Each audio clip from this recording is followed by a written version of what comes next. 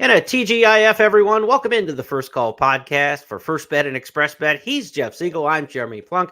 We will handicap some stakes races for this coming weekend. A big weekend in racing. It's closing weekend at Laurel Park in Maryland. We've got opening day in Oklahoma City at Remington Park. So two of my favorite tracks are kind of opening and closing this weekend. Of course, the Timonium State Fair will be next up on the Maryland scene. But the big talk this time of year, of course, is Saratoga and Del Mar. We've got the Alabama and the Del Mar Oaks. Jeff, 3-year-old filly is going to be in the spotlight, one on the dirt, one on the turf this weekend.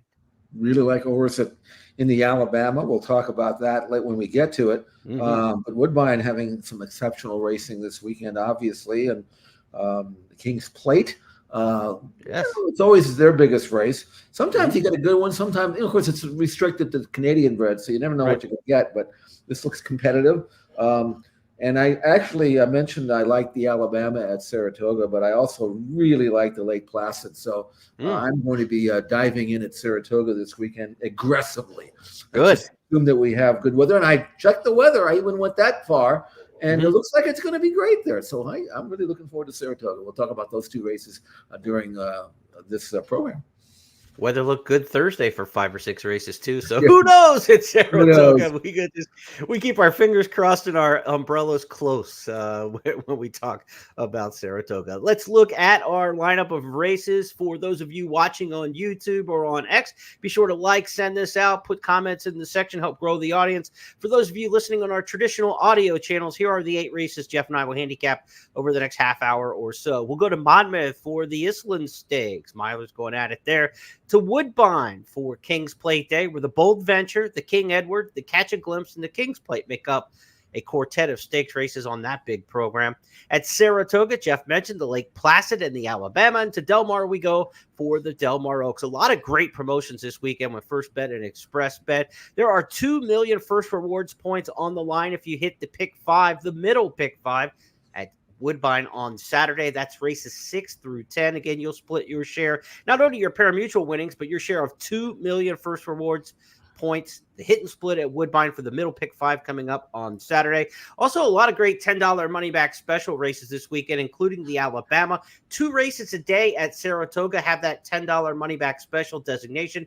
Be sure in the First Bet app to check under the promos tab, or if you're on the desktop site, be sure to check out the promos at Express Bet, because opt into the promotions. Those $10 money back specials mean if your horses run second or third, you get up to $10 of your bet back in form of wagering credit. So be sure to take advantage of those. 2 races each day at Saratoga.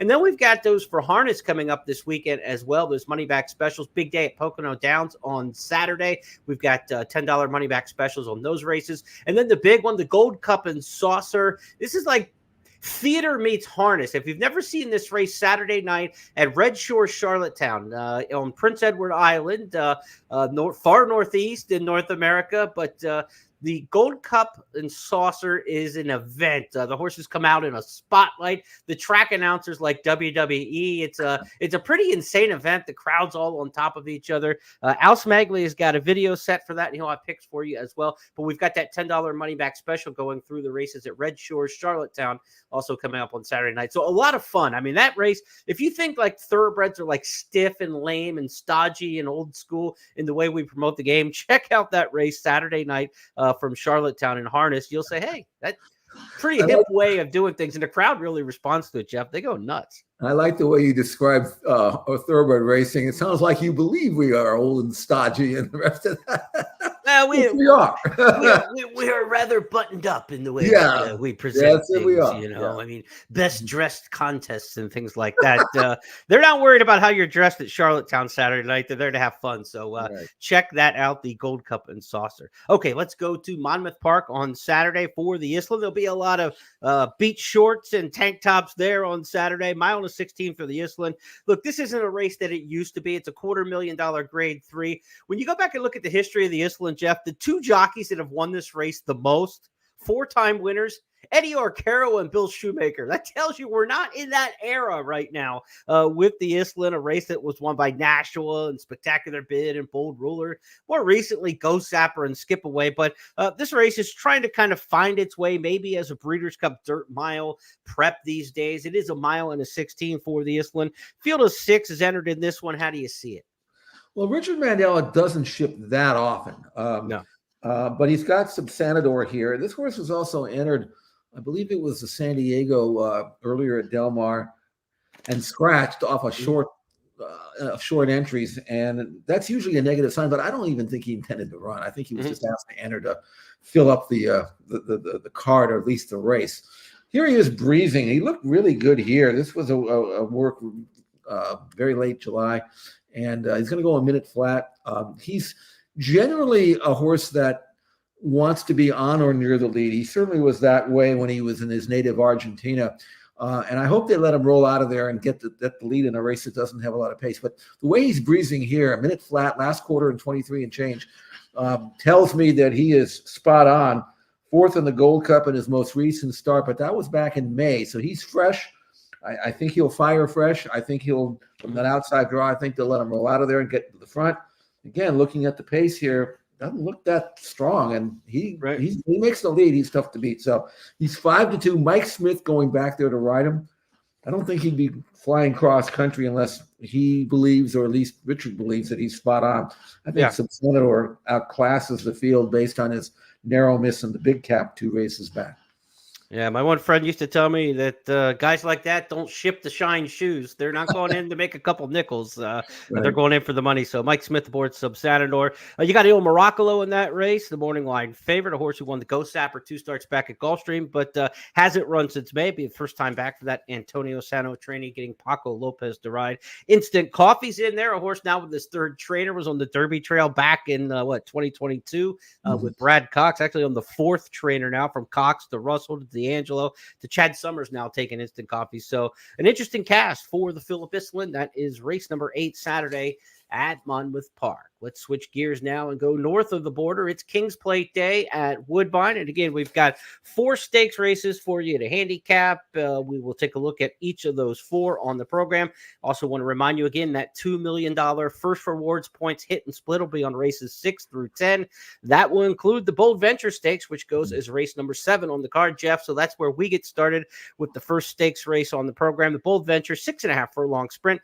Field of 7 in here. 4 of them are coming off victories last time out, but none greater than Patches O'Houlihan's victory last time out. Yeah, this is a popular horse. We started following him when he was going through the allowance ranks last year, and his most recent win and the Pink Lloyd. Pink Lloyd, yeah, that's right. Yeah. That was his first start of the year, so he comes back in winning form, earned a triple-digit 103 buyer number, by far a career top, and he's 7-5 in the morning. There's a horse in here that's going to get some play, and I was really intrigued by Play Me a Tune. Undefeated in 2 starts, both wins easily by a total of more than 16 lengths. I said, well, here's a horse that I really should consider maybe even beating the favorite with him. I went back and watched his video, and it was good, but it wasn't great. I mean, it was all right. I mean, he's done beating anybody. Patches O'Houlihan from dodgeball fame, I think, is going to continue his winning ways here. What a pro, and he loves the all-weather, and I just think he's going to outclass his field at a short price. Based on his last race, he's better than ever. Yeah, he won that Pink Lloyd Stakes race, named for a horse who had a record, much like Patches O'Houlihan. Right. 8 for 10 lifetime, 7 for 8 at Woodbine on the main. Here's Patches O'Houlihan winning last out in that Pink Lloyd Stakes. Riding souped up is there. Rat Portage is coming home pretty well. Patches O'Houlihan raced for home. Got out 4 or 5 in front. Rat Portage and Last American Exit trying to make inroads. But as they come inside the final 16th in the Pink Lloyd Stakes, look at the separation off the layoff. No doubt who's much the best. A fantastic win. Patches O'Houlihan, and how appropriate in the Pink Lloyd. So it's Patches O'Houlihan, Jeff's top pick in that one. Race number 7, the Bold Venture. To the 8th we go, the King Edward Stakes.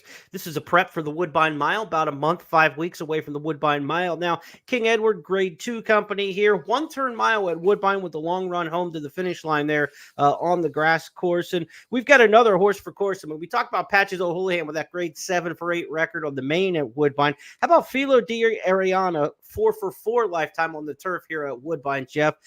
He's going to be tough. An 8-year-old, but he's so lightly raced with just those 16 starts. Yeah, I actually look at horses not so much how old they are, but how many races they've had.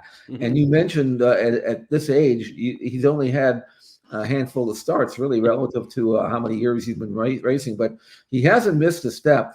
He's got 3 triple-digit Beyer numbers in his last 6 starts, including his most recent win, the Highlander, which was at 6. But from where he's drawn in a race, again, that lacks a lot of zip, he can stay out there and kind of pick his spot. He can dictate the race, go bust out and go, which is not normally his style. He's more of a stalker, but he might inherit the front end here. I mean, you look at this 1-turn mile, Jeremy, and where's the speed? There really isn't any. There isn't. Yeah.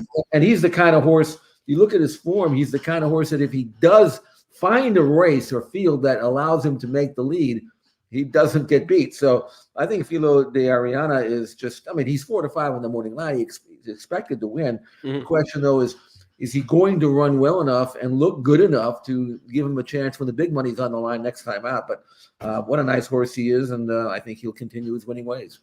You've got War Bomber in here who'll probably be fairly forward, maybe sitting second in this spot. Rent that first over trip to win this race a year ago, War Bomber. So defending champ trying to get a similar second stalking kind of trip and then press and pounce. But if Filo D'Ariano is as good as the last race in the Highlander, maybe they're running for second. Forward press by Filo de Ariana. Right behind them, Oceanic is in third, placing a length and a half away, looking for Racing Rim up the inside. Whitty is next, and behind them, Secret Reserve. Oceanic goes to the center of the track, and out in front, step forward, Filo de Ariana. Oceanic coming, and down the outside, Whitty, Old Chestnut, then Secret Reserve. On the inside, step forward, on the outer, Filo de Ariana. Whitty coming on, Oceanic back in the center. It is Filo de Ariana who's gone to the front. Filo de Ariana, the leader from step forward, down the outside, Whitty, and Kazushi Kimura has the Highlander 1.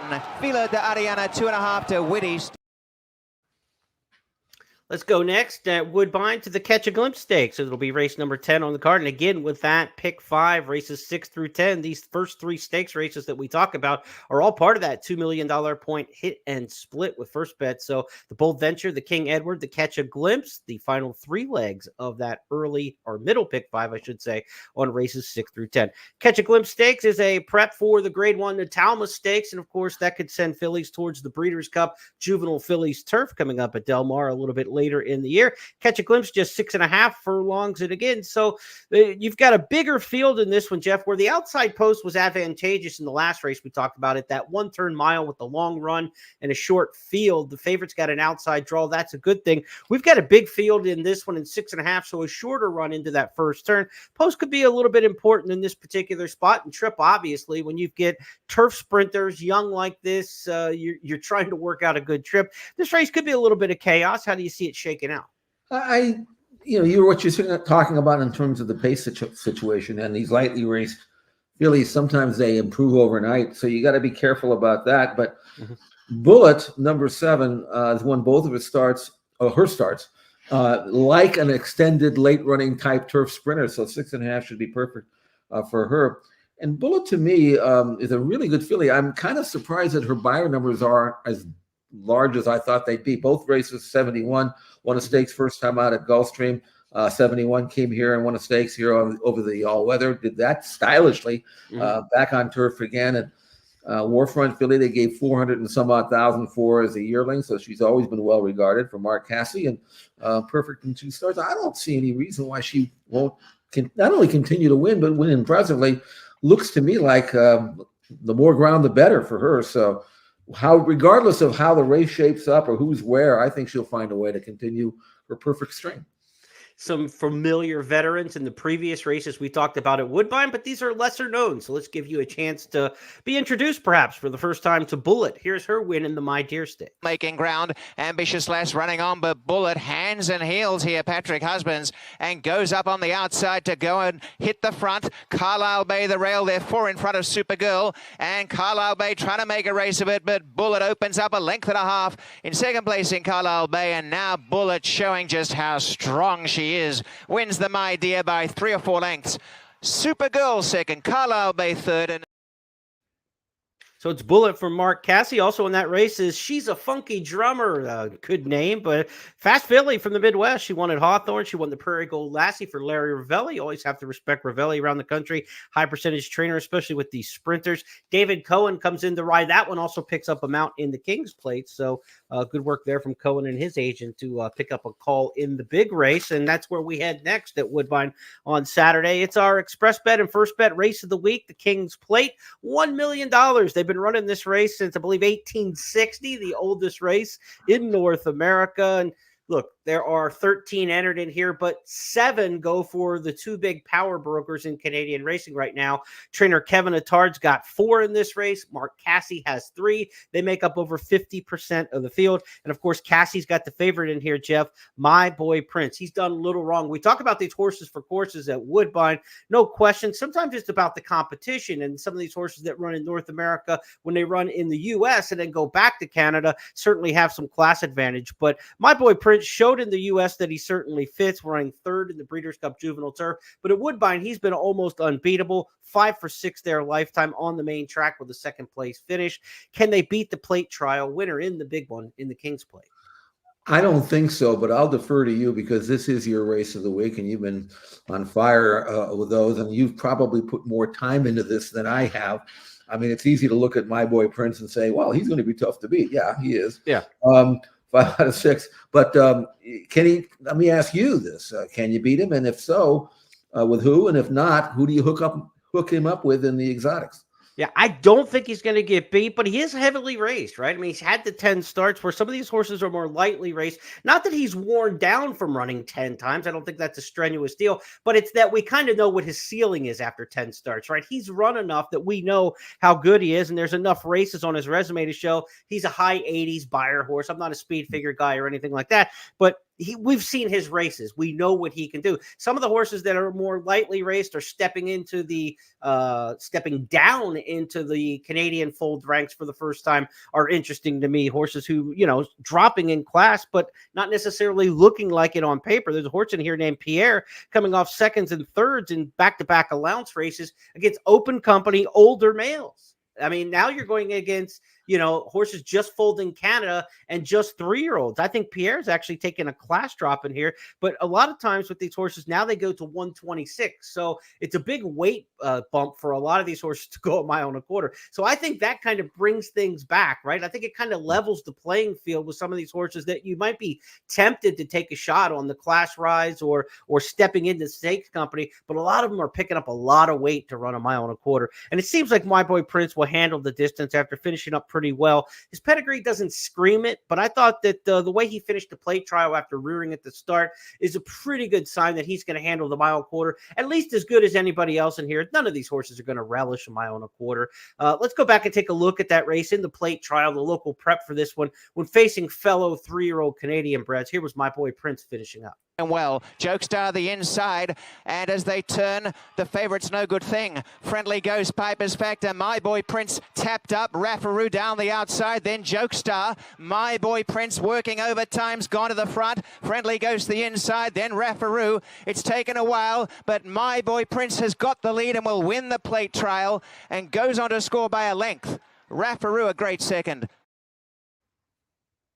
There's a little panic in the voice of Robert Geller there that the 1-4 favorite wasn't like just blowing them away, but there was also no whip used in there. That was all hands flagging a little bit. I think there was some confidence there by Savachi, the jockey, that they were okay and they were in good shape and they got there in time to win the 3rd straight. I don't see them beating My Boy Prince in here. I'm going to use Pierre underneath in the exacta. I think that horse has a big shot in there. Raffaroo, the horse who was 2nd in the plate trial, still a maiden, but only has 2 starts. And this is a horse who's definitely bred to go long. He's by hard spun out of a pleasantly perfect mare. Of course, Breeders' Cup Classic on that Dam Sire winner.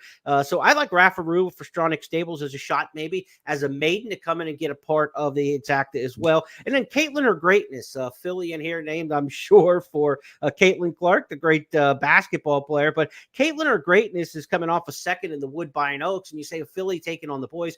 Fillies out of the Woodbine Oaks have won this race, the King's Plate, for the last 10 years. They actually have a great record in this particular spot, and she gets a weight allowance at 121. That 5 pounds, I think, is going to help over the course of a mile and a quarter. So, I've got my boy Prince on top, and I'm going to use Pierre underneath. Rafa Roux and Caitlin are greatness. But Pierre's going to be my main play underneath coming out of those open allowance races against older horses. Good angle for sure. One thing I wanted to note about that last race, the plate trial, it did look like my boy Prince was extended, but he broke awful in that race. Yep. He shouldn't. I mean, that cost him. I thought cost him the race when he broke and went backwards, but he still won. And his previous races, he'd won by a combined 10 lengths. And the other thing about this is a general rule, not necessarily a case with my boy Prince, but you mentioned, and then another good point. He's already had 10 starts. He's been raced pretty aggressively, but if he's running on grass or all weather, it doesn't take as much out of them, I think, than dirt. Dirt, you got to work through it most of the time, and I think most of these races have been a little less taxing than you would think on the program. He continues to maintain his form. He's fast on figures, and if he just doesn't make any mistakes, he's got that great tactical speed. Put him wherever you want him to be. No pace will affect him. He's a nice horse, and he's a horse that should be able to win a race like this. My boy Prince could give Mark Cassie his 4th win in the King's Plate and 2nd in a row. They won it with Paramount Prince last year, and they'll try to do it with my boy Prince this year. Let's go to Saratoga on Saturday, where the Lake Placid and the Alabama both feature 3-year-old fillies, one on the turf, one on the dirt. We start on the grass. It's race number 9, the Lake Placid Stakes. Grade 2 company here, $200,000. Jeff, these 3-year-old filly restricted races, a lot of times you get the same horses running against each other on the turf over and over throughout the stakes scene. Some of these horses coming out of the Lake George Stakes last time out. But this is a pretty widespread group. You've got horses coming from everywhere in this particular spot. It's not just the same old horses recycled out of the Lake George from earlier in the meet. So I think it makes it an interesting handicapping race. It's a good race, and I when you see these Euros show up here, you have to evaluate them because so many of them come over here and they're just better than our locals, but you don't know that unless you do the research. The good news is that on ExpressBet, if you want to go and watch these European races, which you need to do to evaluate these horses, the replays are up there. And all you do is go and type in the name of the horse or the date. That's the ways to find it. And this horse, Le Rays, for French-bred filly, and now in Christophe Clement's farm, able to watch both of her last 2 races in Longchamp. Very impressive. I mean, this is a filly, a great filly, and she won a valuable handicap 2 races back at Longchamp, sprinting, and then she goes a mile, and she was like stone last at the top of the lane, and she just accelerated. Right. It was one going away. That was a legitimate black type race. The time form ratings are rising. She's right there with these horses. She's she just ran in June, so she's fit. Easy breezes here. And she's 10-1. I mean, better than that. I mean, I look at our horses being the local horses, and I say, there's some nice horses here. She feels pretty. There's nothing wrong with her, even though she got beat at odds on in the last start in the Belmont Oaks. But she's a good, solid horse. But I don't think she's any better than the Rays. I think 10-1 Rosario for Christophe Clement. That's my gamble, and if she gets any kind of racing luck, she's probably going to come from out of it, and probably will need a little help. But man, I'm telling you, if she gets room to rally, she is going to be heard from in the final furlong. I promise you that. Spaladay, 1 of 3 in here for trainer Chad Brown. This is a more than ready out of day at the spa. We know how good she was, and she always just went freewheeling on the front end, and nobody could come and catch her for Chad. This filly, though, has no speed at all. Unlike her mother, she's going to be in the back trying to make a rally. Spaladay coming off a win in the Boiling Springs last time out at Monmouth. We'll get Frankie Dettori aboard. Dettori with a stakes win earlier this week. I think he teamed up with Clement to win a stakes race earlier this week at the Spa. So Spaladay for Chad Brown. We'll see if this daughter of Day at the Spa can have success at Saratoga like her mama. Let's go to the Alabama Stakes on Saturday. It's the feature race at Saratoga, 1.25 miles.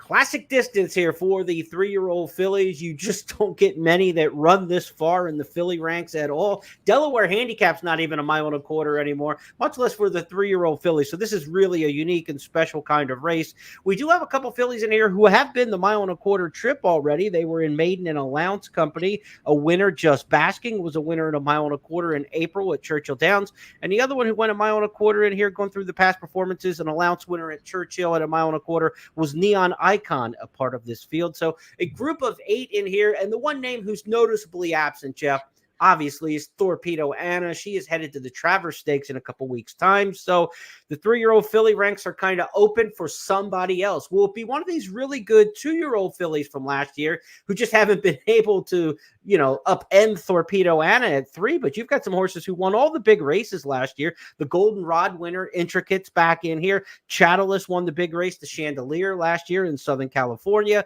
And then you got Candide, who won the Alcibiades last year at Keeneland. So you got horses who won the Golden Rod, the Alcibiades, and the Chandelier. They just haven't been able to make any hay up against Torpedo Anna in the big ones. True. Everything you say is true. And one more factor, as you pointed out, 1.25 miles is a whole different different situation for most of these. They don't usually breed fillies. I mean, they breed horses, and if they are fillies, they're not necessarily worried about 1.25 miles because there's so few opportunities for them. Nice to see Churchill riding some 1.25 miles races for maidens and for allowance horses. And Candide, on paper, looks like the right one, but I'm not sure she really wants to go 1.25 miles. I just have a feeling. But I can tell you who will and is, and that's Just Basking. This is this is what an Arrogate is supposed to be like. 1.25 miles at Saratoga. She looked great at Churchill Downs when she won 3 races back. A little flat with the pace situation, was not to her liking. But I went back and watched the Iowa Oaks, and because I remember the race, and I remember loving her that day. She was not the favorite, and she just looked fantastic. And she earned a 90 buyer number, which is good enough to win this race. Since then, she's been training of the all-weather, and I think Ian Wilkes has got this. I think he had this race circled 5 minutes after he won it at Iowa Oaks. I said, okay, this is where we're going next. And she's here, and she, again, 5-1 in the morning line, and regardless of what the pace is going to be like, I think she's got the best kick, and I think at 1.25 miles, it will prove to be the winning edge that she has. Just Basking, for me, would probably, if I had to make one, be my best bet of the week. Ooh, let's take a look then back at the Iowa Oaks. Her win for Ian Wilkes with Chris Landeros up that night. He'll be back again on Saturday. Still been behind the leaders, and she may have room down at the fence now. Deviletta has to hold off Just Basking and Just Be Quiet. Just Basking sweeps on by to take over the lead. It's Just Basking in front and getting away now. Just Be Quiet second. Deviletta's had enough, then Shimmering Allure. Just Basking, Chris Landeros to win the Iowa Oaks. They won. One of the reasons I like her too, Jeff, is she's going this way, right? She's the horse who's improving at this point, not living off 2-year-old graded form and just trying to win a race in the absence of the big star. She's moving the right direction. She's moving on up, as they say, and Just Basking could be the one to beat in the Alabama. If she runs like Arrogate did at 1.25 miles at Saratoga, it's going to get ugly for the competition because he was absolutely awesome winning the Travers. Was that 2016? You remember that Travers? It was Arrogate on pretty close to the lead, and here's Gunrunner moving up on the outside to challenge him, and Arrogate looking over. See ya. I mean, he made a really, really, really good goal look very average, and that was his coming out party. But one more thing I want to bring about them: Arrogate had prepped for the Travers by beating older horses in an allowance race at Del Mar. And I don't think anybody realized the quality of the allowance race that he had won, which is one of the reasons why I thought he had a good chance back with 3-year-olds. Well, you use the same angle in the Queen's Plate. Yeah, the horses that can run against older horses and drop back into 3-year-old Canadian bred horses. That's a massive handicapping factor. Yeah, and that's one to keep in mind there with the runner that we were talking, Pierre, the horse who's running in the King's Plate. So yeah, we'll keep that in mind. Hopefully, look, we try to get some handicapping angles on this show, not just straight picks too, because a lot of stuff, it doesn't matter if it's Tuesday at Belterra or Saturday at Belmont. A lot of handicapping angles are good no matter where you're playing. So we try to, apply some of that across the way, but we talk about these big headline races because that's where the attention is. The money are here coming up this weekend. Del Mar Oaks next that we will take a look at, our final of 8 stakes races, the handicap for the weekend. Del Mar Oaks is a grade 1 race, 1 mile and an eighth. They'll start in that infield chute, make that elbow left-hand turn, almost 3 full turns when you kind of look at the way these races come off the chute at Del Mar. And inside is not a bad place to be when you have those 3-turn simulated kind of races. And I know the filly you like in here is right down on the fence, Jeff. Ice Cream, You Scream is her name. And after winning a couple of races sprinting, I was not convinced that she had to be just as good routing as sprinting. Mm-hmm. She doesn't really look like a typical long-distance filly turf horse. She's so strong, like a sprinter, like a miler. So I kind of tried to beat her in the San Clemente, and she made the lead, which she figured too, coming out of sprints. But she was very impressive, even though the margin was only 3/4 of a length. She won with something in hand, and I liked her race. And now the key for me is you talk about various different handicapping factors that you look at. Well, I wanted to see how she came out of the race and how she breezed, because sometimes the first time they run long is the best time, then they kind of tail out. Well, let's take a look at this workout. This was not too long ago. That's Rock Emperor, who, by the way, is in front. And I love the way Ice Cream, You Scream switches off behind, didn't try to run up and make a race out of it, just kind of settled off the pace. And now she's going to go by just galloping. I mean, does this look like a fast sprinter to you? I mean, it looks to me like a long-distance turf horse. She's going to beat the older horse to the wire, coming home in good time, way out in the outside fence. That tells me that not only has she come out of that last race in fine fettle, but if for some reason the race comes up where she has to sit second or third, she'll be happy doing that. Yeah. So she's a really, really good filly. I expect her to win right back. Whiskey Decision is a good filly based on speed figure. She's right there with Ice Cream, You Scream. She's coming out here for the money run. She's won her last 3 after getting beat first time out. Sprinting, I'm sure they kind of gave her a little bit of a run that day. But visually, not only has she been impressive, but she's also earned numbers that are very close, maybe even a tad better than the favorite. So that's an interesting filly shipping in here, and I do think she's going to run really, really well. I love the 3-hole post. She's one of these horses that can lay in second flight and make her run. She's really, really good. This is a grade 1 race, and it's a legit grade 1 race. But I do think, even though 1 mile and eighth is a step up in trip for Ice Cream, You Scream, I think the way she breezed since that last race, the way she won over the course, the fact that she is undefeated in 3 starts, I give her the edge. But this is a good race, really is.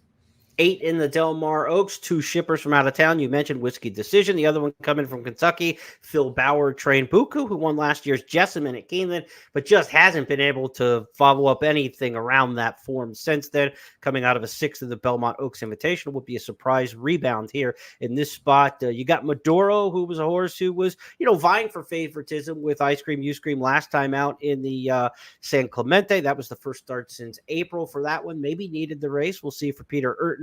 Had a wide draw that day, and the draw's pretty. It's starting to get out there a little bit in the 6-hole here in an 8-horse field. I like the inside in here. Ice Cream, You Scream always helps. Whiskey Decision from the 3. Those 2 should be the ones I think that settle the Del Mar Oaks. A couple reminders for you as we wrap up our handicapping for this weekend.